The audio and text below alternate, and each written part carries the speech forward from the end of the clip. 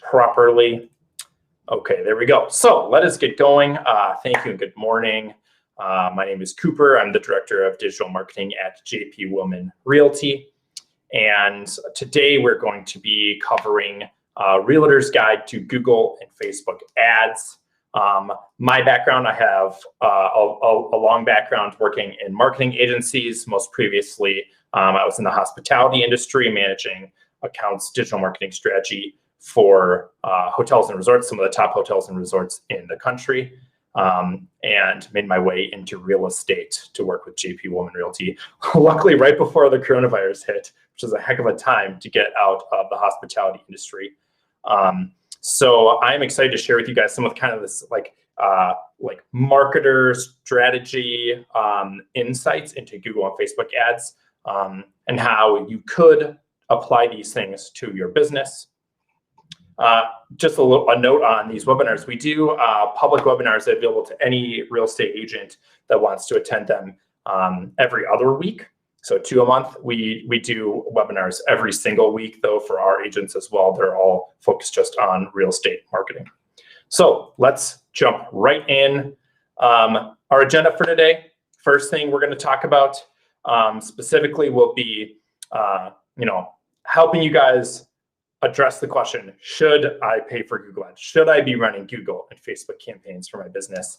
And also I'm going to speak a little bit, hopefully to educate you all on some of my thoughts on why it's actually really hard to run effective Google and Facebook campaigns, and why it's really easy to waste money in those marketing channels. Then we'll focus on Google. We'll actually be spending most of our time today focusing on Google campaigns. And then we'll end up with Facebook. I'm hoping to leave quite a bit of time at the end for Q&A. You will all automatically be emailed a recording of this webinar after the webinar ends today. So I'm going to go a little bit quickly through some of just the fast and concrete tips that we have for running campaigns, because you will be able to re-reference them in the video recording later on. So first things first, this is the question you all have to answer right now when you ponder to yourself late at night about what you can do to grow your businesses. Should I pay for ads? Every agent asks this question. Every agent also asks the question, should I pay for Zillow leads, buy leads from whatever online sources exist. And you actually can check out the video we posted yesterday. We do 3 times a week Marketing Minute for realtors. So there's a video posted to our Facebook and YouTube yesterday about should I buy Zillow leads.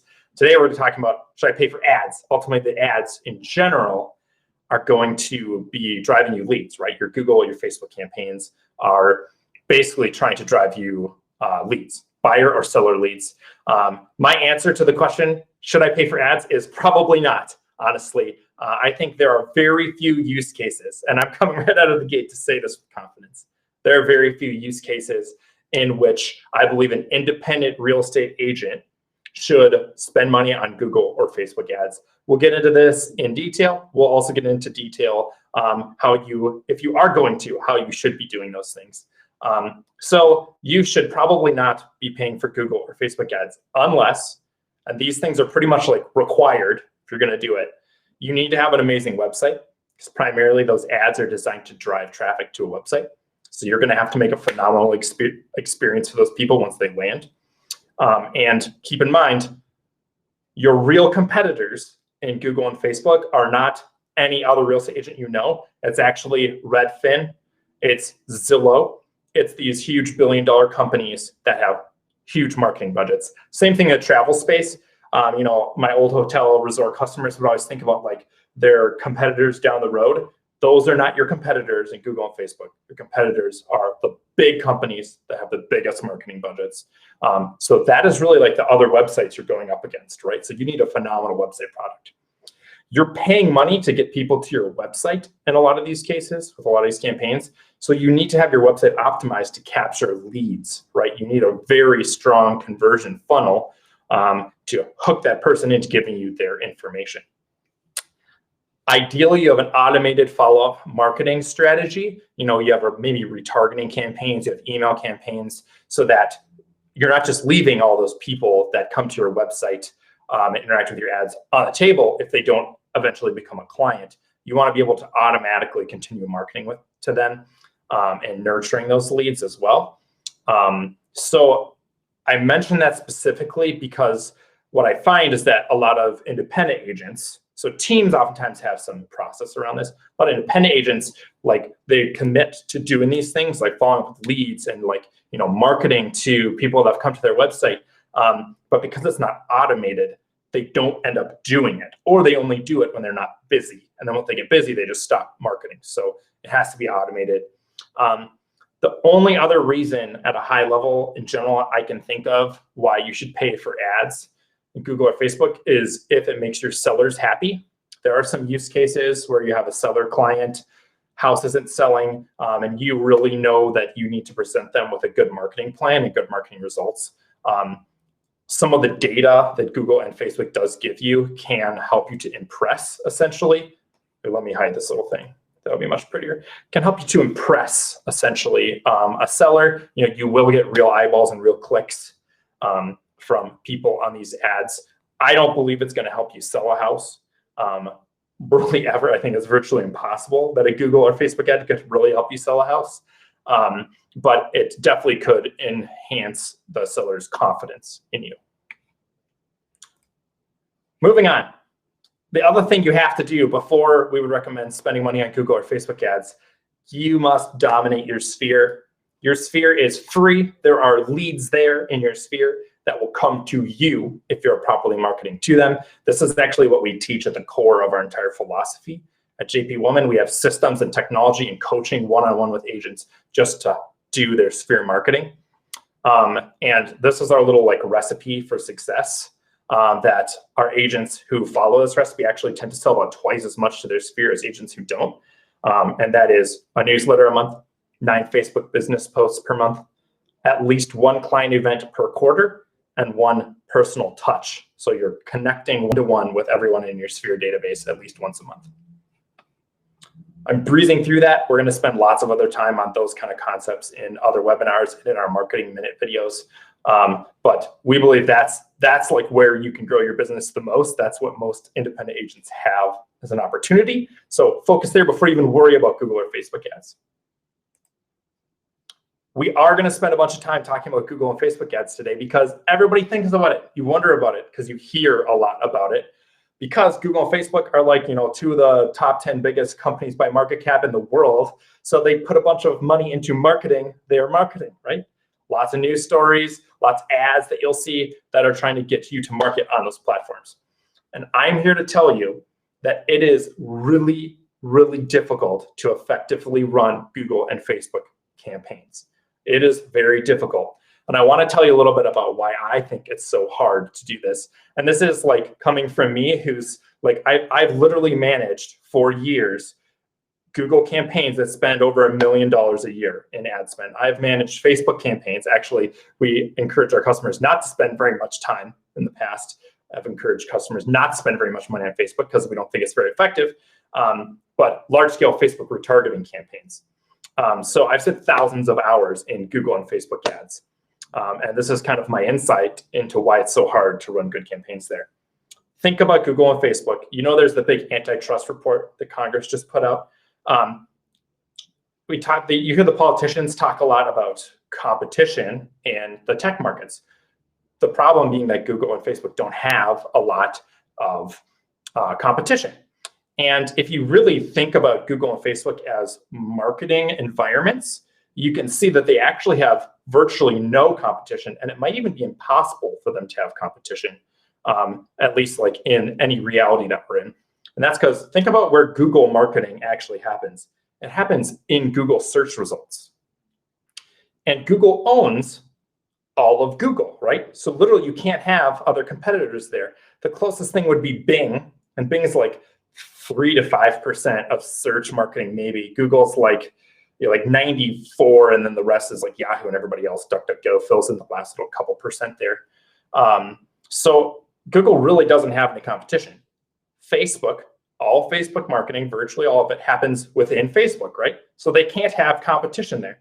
Google and Facebook actually don't have strong incentives, I believe, to make marketing on their platforms easy and easy to make it effective. Well, okay, take that back. They want to be easy because they want you to believe you can market effectively on their platforms, but they're going to make it hard to be truly effective because they don't have any competition, right? They don't have to make their campaigns really easy to run at a high level. So it's kind of like a conspiracy, but like that's basically true, right? The average Google Ads manager makes over $70,000 a year just to run effective campaigns, right? Like that is a high salary to pay someone who literally just runs an ad campaign for you. At the agencies I used to work at, we would charge our clients thousands and thousands and thousands of dollars a month just to run their Google ad campaigns as an agency. Same with Facebook. You've got social media firms that you just pay to run your social media ads. The reason why those people, social media marketers, Google marketers, make a lot of money and why it's expensive to hire an agency to manage those things for you is because it's wicked hard to do it. Also, there's a reason why not every realtor, an independent realtor, uses Google or Facebook ads, and that's because it actually doesn't work that well for independent realtors, right? And there aren't any firms out there that are providing a good, reasonable price point that will allow independent realtors to market through Google or Facebook ads. All right, so that's like super high level view to give you a context of Google and Facebook ads, kind of from the inside perspective as a marketer. Next, we're going to go in. So if you do want to run Google ads, I'm telling you, you probably shouldn't. But if you do want to, maybe one day you're going to grow a team. Maybe you're on a team. Maybe you're someone attending this webinar right now is actually maybe you're a marketing admin, a marketing team member on a team or working with an independent agent. So these things will be really valuable to you because I'm going to tell you how to actually like run an effective Google campaign. So the primary place in Google that you should be marketing is a search campaign, which shows ads in search results. You can see our little example over here. So this company, Lasting Adventures, is running a search ad, which is a text ad like this. Their goal is to show up above the organic results, which are all the other things that show up in Google that don't have the word ad on them, to show up above those results when people search for things like hike Yosemite. So you can see this is their text ad that's showing up because someone searched hike Yosemite. So that's kind of a little bit about in general, like how those Google campaigns will work. There are a bunch of other types of Google campaigns, like shopping campaigns and display campaigns, but those are not relevant. And probably you could, display campaigns might be kind of relevant, but they're basically not gonna work unless you're functioning at like an incredibly high scale. So when you go to set up a Google campaign, when you go to ads.google.com or Google like sends you a free $100 credit to start getting going on your Google ads, they're going to push you to run smart campaigns. Smart campaigns are the way that Google says, hey, you too can market on Google. It's easy. We'll even give you $100 for free to run a campaign. All you got to do is put your credit card in, and then remember to go in and pause it after your free credit runs out. It's a genius marketing strategy. They're going to try to get you to do a smart campaign. It's going to be really easy to set up. You're going to basically type in some stuff and hit play, and it'll go, and they'll get you some clicks and some impressions. I'm going to tell you, do not do smart campaigns unless you like wasting money. I believe it is a trap. I have personally analyzed hundreds of smart campaigns results, and they send garbage traffic to your website. They are not worth your time, energy, or money. Do not run a smart campaign. If you're running smart campaigns, shut them down right now. Go back in there and do the next things I'm going to tell you to do, and you'll actually start driving high quality traffic and many more leads. Okay, when you go, so I'm like literally the next couple slides are going to walk you through fill out this page after you say create a new campaign in Google, what to put in there. And then the next page will tell you okay, here's what you need to change. So we're going to go through this step by step with some screenshots. I am going to kind of rip through this because I know you're not setting up a Google campaign right now. Please don't try to do that. You won't have enough time, but you will have the recording of this video to reference back to if you want. So when you go to create a new campaign in Google, this is the first screen that shows to you. It gives you options about what your goals are. Now, what you select as your goal, you aren't really like forced to only do this one thing in the campaign. You can go back and change the settings later, but it's going to kind of push you in a direction based on what you select. So there are really only two options here that are super relevant, and that's the middle two that are highlighted in yellow: leads and website traffic. Now, ideally, right, you're trying to drive leads with a Google campaign. So you'd think, oh, great, we'll optimize for leads. But let me tell you right now, it takes an extremely specific technical skill set to properly set up lead tracking for Google Ads. Google's gonna, maybe you can kind of hack your way through it, but you're probably not gonna do it the right way because it's really complicated. Once again, like, you pay people lots and lots of money to set this stuff up for you correctly. So I don't think you should try to optimize for leads. I don't think that's the right strategy for really anyone. I'll come back to that again later with an interesting story from my past of running campaigns. But so you're gonna try to optimize for website traffic, right? Which is this one right here. When you mouse over it, it looks like this. It says, get the right people to visit your website. That's what we're gonna do for our campaign goal.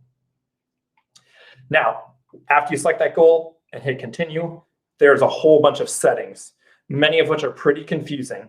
And these are settings, I'm going to tell you the settings you have to change. And these are things that I know you have to do to run effective campaigns in Google, because when I started out as a Google marketer years ago, Google was very different. Google massively changes every couple of years. So I was like, back in the Google AdWords days, it's not even called that anymore. And the only way to get good at Google advertising, because they don't teach it in school, is to just do it and iterate and change things and test things until you figure out how to do it. So this is like literally years of experimentation that I'm telling you how to run effective Google campaigns. So if you don't use these settings, you will likely get somewhere between 10 to 30% more waste in your campaign. So literally just like Google will send you garbage traffic at a much higher rate if you don't change these things. So number one, Google's going to give you an option to opt in or opt out of different networks.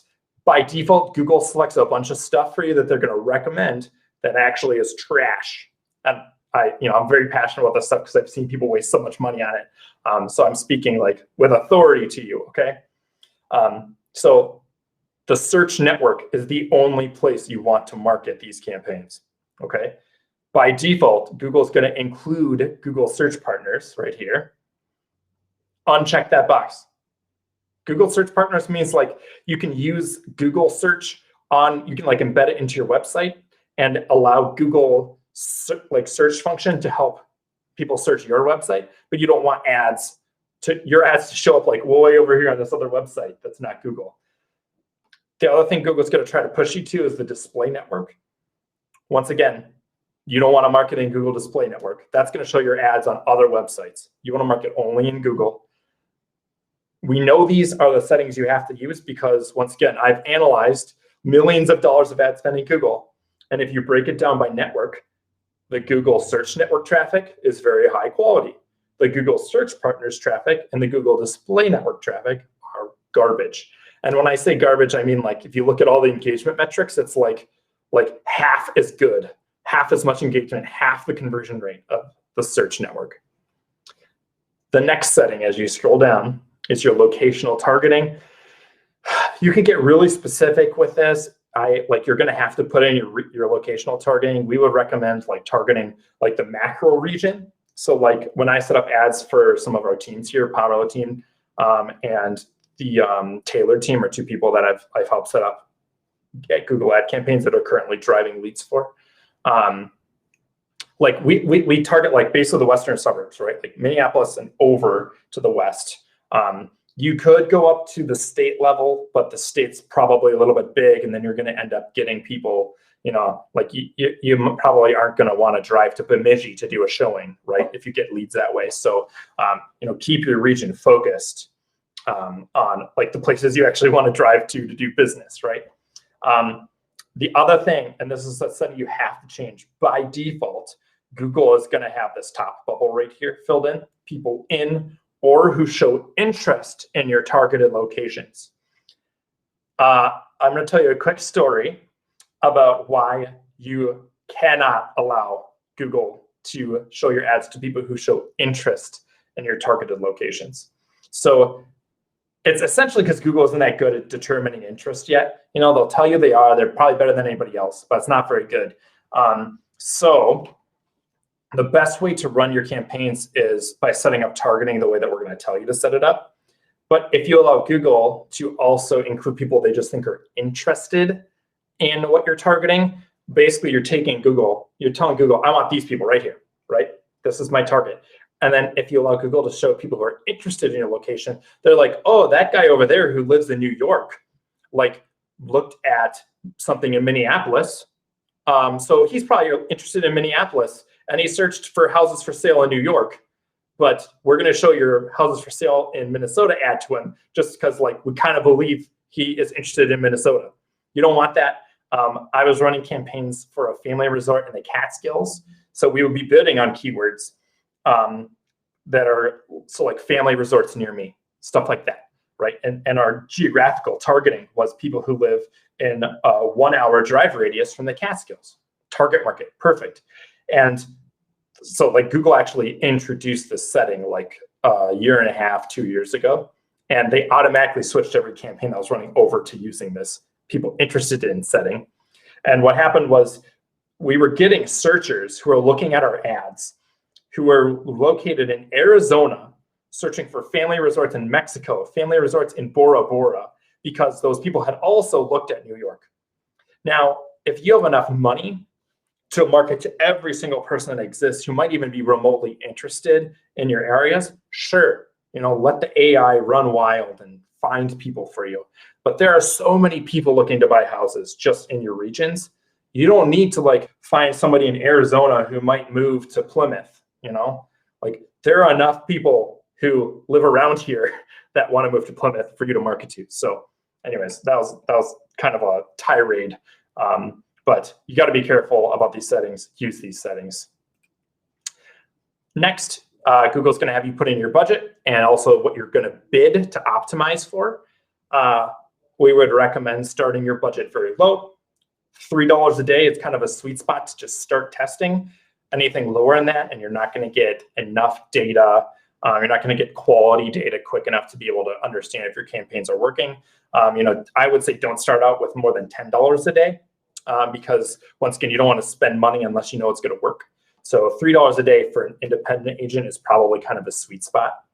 For a team, if you have a marketing budget, it's big enough, I would recommend probably starting at $10 a day. That's actually what we started a couple of the teams here on. And then once you are able to analyze your cost per acquisition and the quality of your leads, then you can start to ramp up that budget more and more, looking for a sweet spot where you get diminishing returns. But start small and increase once it's working. The next thing, and this is another trick, Google's going to push you to optimize for conversions. I have absolutely no faith in Google's ability to optimize for conversions in any type of a complex sale market. When I say complex sale market, I mean things like Google can pretty effectively help you identify people who might want to buy your widget, or your t-shirt, quick, easy actions. Google can optimize for those conversions. But a real estate transaction is wildly complicated, right? There's a pretty long buyer's journey that happens, somewhere between 4 to 8 months generally as a full buyer's journey for real estate. So Google can't understand that amount of data effectively enough to optimize your campaign for it. So you don't want to allow Google to bid to optimize conversions. I've actually worked with Google representatives on campaigns spending over $100,000 a month, literally following Google themselves, their own recommendations on how to run optimized conversion campaigns. And it doesn't work. Literally the Google rep and I together concluded this does not work for our use case. So don't do optimized conversions, do optimized clicks. There are a ton of other default settings in Google. Those are all good. Don't mess with them. If you mess with them, your campaigns will perform less effectively. You'll get more waste. Leave everything else the way it is. They're good. Google might push you to define more of your audience and stuff. Not worth it. There's one other option I'll just mention. Google wants you to do ad extensions. Those are super helpful. They make your ads look bigger. But in general, it's not really like, it's not going to make or break you. But just don't mess with the other settings. Now, the hard part. And now we're going to get into like, that stuff is like stuff I can just tell you, like literally do this thing. The next part is like quite a bit more complicated because once again, it comes from just like years of experience. And when I build a Google campaign, I'm able to like put myself in the shoes of how I know a searcher will act and also how I know Google thinks about search campaigns and targeting and optimize campaigns and structure campaigns in the right way. I'm going to try to teach you a little bit about that and give you some pretty cut and dry ways that you can set up campaigns, without being able to like understand fully how Google's going to interpret everything you're doing. So we need to talk about campaign organization. So every campaign you create is essentially has a different categorical goal. So your categorical goal might be like, your goal is to drive leads, but the category of that goal is buyer leads. So you might have a campaign called buyer leads. If now say you have a huge budget, maybe you're a big team, then you might break down your campaigns regionally also. So like Western suburbs buyer leads, Minneapolis buyer leads, something like that. But you need a pretty big budget before that even matters. So in general, most agents are going to want to run a buyer leads campaign. And the way that goal, so buyer leads as a goal, actually plays out is that campaign's job is to show your ads, your text ads in Google to people when they're searching the right keywords. So when they're typing stuff into Google, that means they're telling you, hey, I'm looking for a house in your area. Now, the next layer underneath the campaign is every campaign is made up of ad groups. And then ad groups, it connects a subcategory of keywords, which are things that people search, to ads that are relevant to those searches. So it's your way of telling Google, hey, when people search these words, I want to show them these kind of ads so that you're having targeted relevancy. You're going to create an ad group within that buyer leads campaign for every region you're targeting. Now, we use the names of cities and of school districts, but to think about your regions, think about the area you want to target and think about how the average person would refer to those different regions. So we have ad groups for Plymouth, Wayzata, even though there's overlap there, Orono, Maple Grove, Osseo. Got it? You could say Minneapolis, but the problem with Minneapolis is sometimes people say Minneapolis when they mean like the city. Sometimes they say Minneapolis when they mean a huge area. So you might not want to try to focus in on Minneapolis because it's such a big market. There's a lot more competition there. It helps to stay specific enough. So like personally, we don't bid on Minneapolis keywords. None of the teams here bid on Minneapolis keywords because there's enough people searching just within our Western suburbs focus that we can just dominate there without having to branch out into those other markets. So that's kind of how an ad group works. It's basically your regional focus. So here's an example. Your campaign is buyer leads. An ad group within that campaign might be Plymouth buyers, right? So that whole ad group is going to focus on people who search for words that mean they're looking for houses for sale in Plymouth. And it matches them to ads that are relevant for people who are looking for homes in Plymouth. So the keywords that you want that ad to match to are basically, you've got to put yourself into the shoes. Say, I want to buy a house in Plymouth. What are some of the searches I might do in Google in my research process when I'm looking to buy a house in Plymouth? And those are going to be your keywords. And I will show you on the next screen. This is like actually a list of some of the keywords that some of our teams are bidding on in the Plymouth region right now. And I'm noticing that we have a pie mouth in there. No one lives in pie mouth. I hope not. Pardon the typo. So these are examples of some keywords you could bid on. They look weird, right? We're missing words. There's plus signs in there. And that is because there's specific ways that I'm going to talk to you about briefly that Google actually interprets searches and keywords that you need to know because they allow your campaigns to function better because your keyword targeting will be more specific. So in Google, order doesn't matter. The order of the words rarely matters. So that's why you don't have to like put in, homes for sale in Plymouth homes for sale. Google actually sees this as the same thing. Google also ignores all the small words. That ignores the articles like the, It pays a little bit of attention to like prepositional keywords, but for the most part, they don't matter. Leave them out. The word in, houses for sale in Plymouth. Google doesn't care about that. They're looking at houses, sale, in. So that's important. Google also sees word variations as the same. So plural, past tense, Google would see, like looking or look or house or houses. Those are like the same things basically in Google's eyes.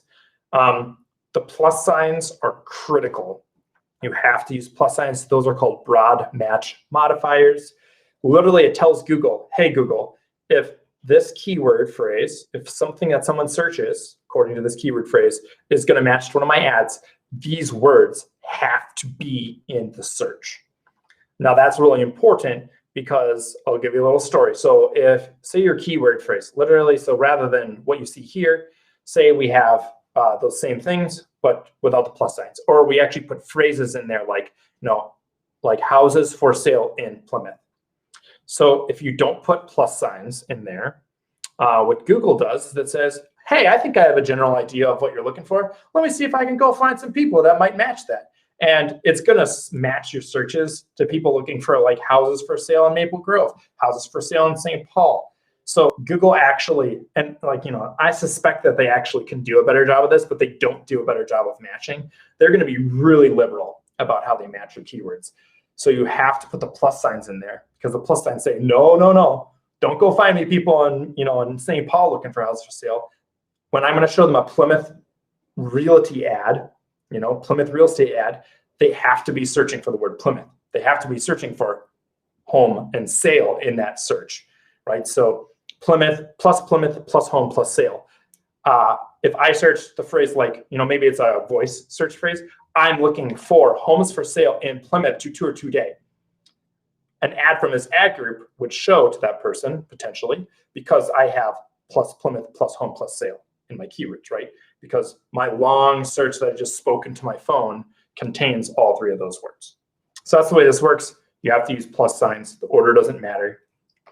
I'll tell you right now, in the Plymouth ad group we're running, Plymouth home sale and Plymouth house sale get like 90% of all of the impressions and clicks because those are the most common things people search.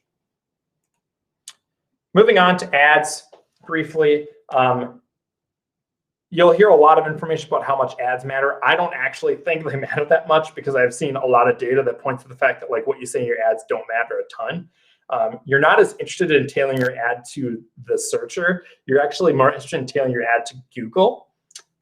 So you can do that by fill in as many blanks as you can. You want lots of text because that makes your ads bigger. But you want to use your website content.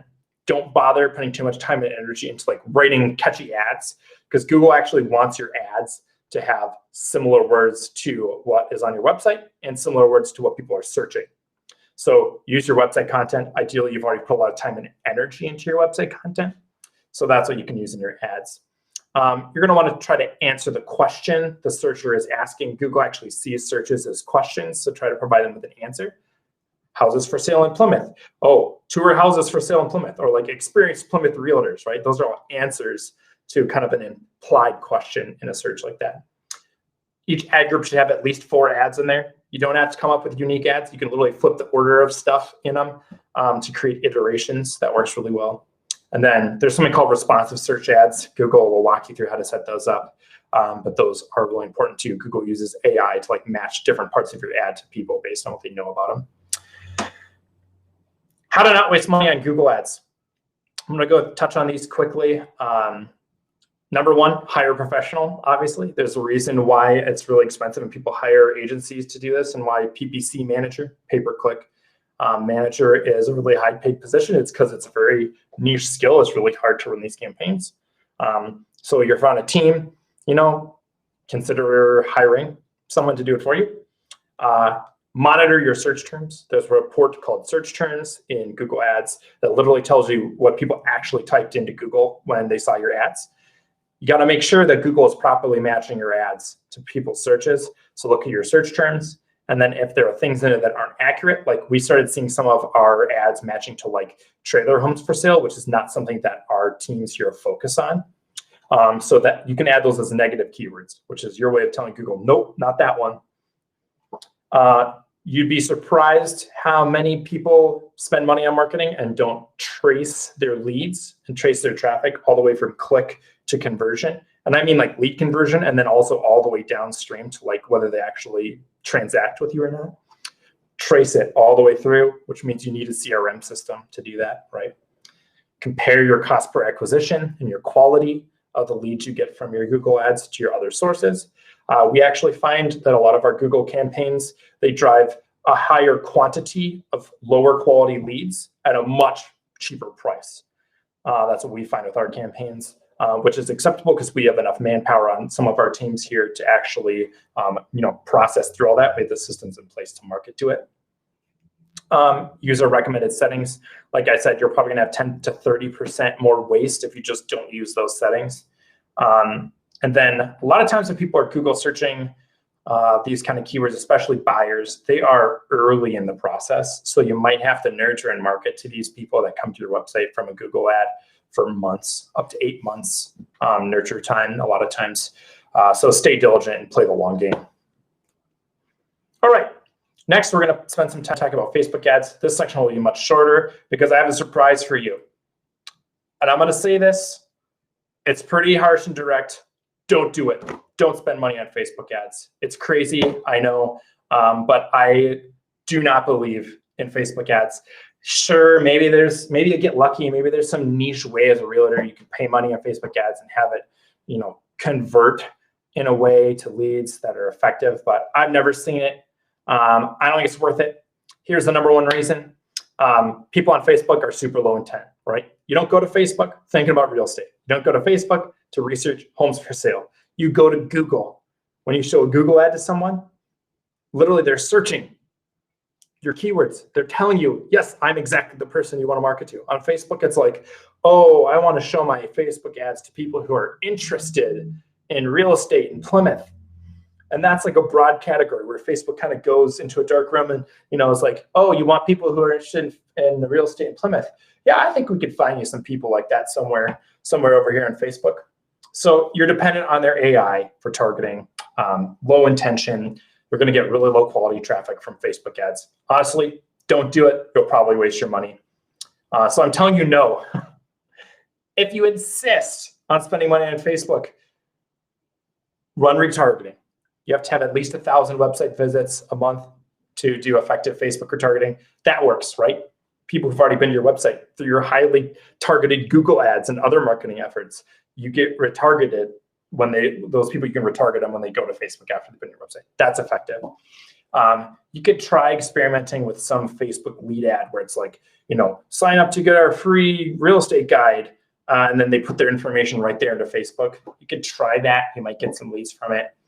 We've tried it. We've tried HomeSpotter and HomeSnap both have like automated lead gen Facebook ads you can do with a listing on there. We've been able to drive some leads through those campaigns, but they're low quality. You can't get high enough volume of them to really identify whether they're, whether it's worth your money. So in general, you try it, but we don't think it really works. I'm going to skip that last thing because there's like some really specific sneaky stuff that you do on Facebook targeting. But once again, that's like extremely high level social media strategy where you can find like intersecting interests to try to hone in on the exact people you want. Common question, should I boost my post? Boosting posts on Facebook is kind of like a Google Smart campaign where Facebook's like, hey, super easy, market, click the button, and then we'll send you some stats on it. I honestly think this is kind of the same thing as Google Smart campaigns, where Google and Facebook know that the average person thinks they should be marketing on Google and Facebook. So they just want to provide you with like a really quick and dirty way to do that. You give us some money, we'll give you some marketing. It'll make you feel good about yourself.